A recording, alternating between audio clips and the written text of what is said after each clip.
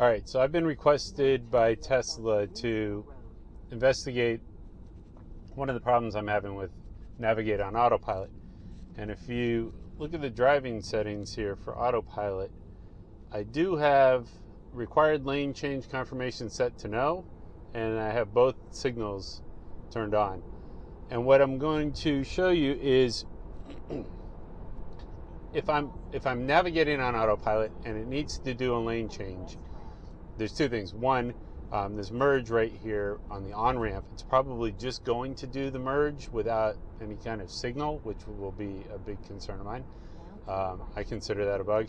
But then the second, which is also considered a bug in my book, it won't auto lane change without giving some sort of a confirmation. And there's lots of ideas on why this happens, but as soon as I get the opportunity here, I will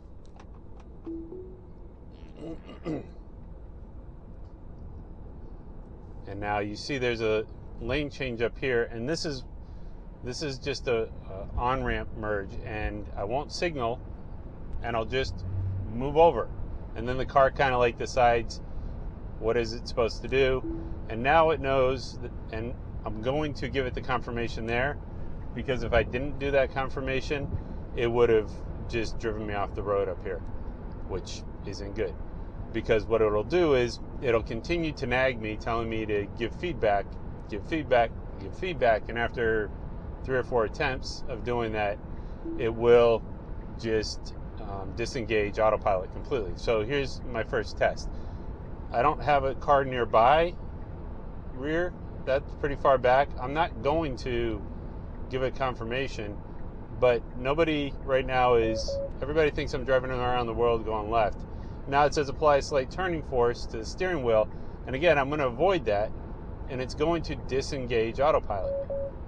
And it'll end up disengaging Autopilot for the entire trip, like we're used to. If you ignore, see, auto steer, unavailable, and now it's still got my blinker on, and it's slowing me down, but I don't know what it's doing.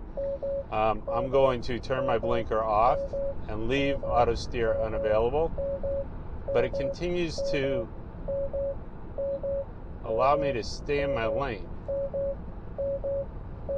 So I'm not sure what it means by that. Yeah, it's going to slow me down. So that kind of went as expected on both counts. One, the on-ramp merge, it took me right over to the left lane. And in doing so, it actually overshoots a little bit, and then it'll like overcorrect, and it'll shoot me back to the right a little bit, and then back to the left, and eventually settles in where it's supposed to be.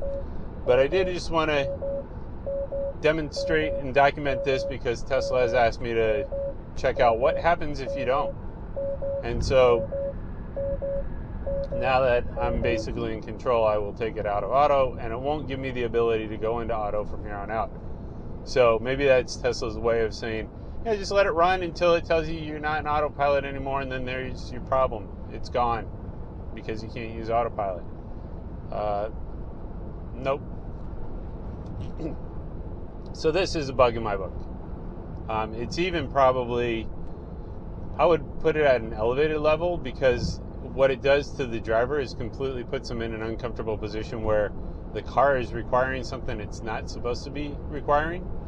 And as a result, the driver is left questioning what's going on and what they need to do and why they need to do it, and is any of this actually working correct at all?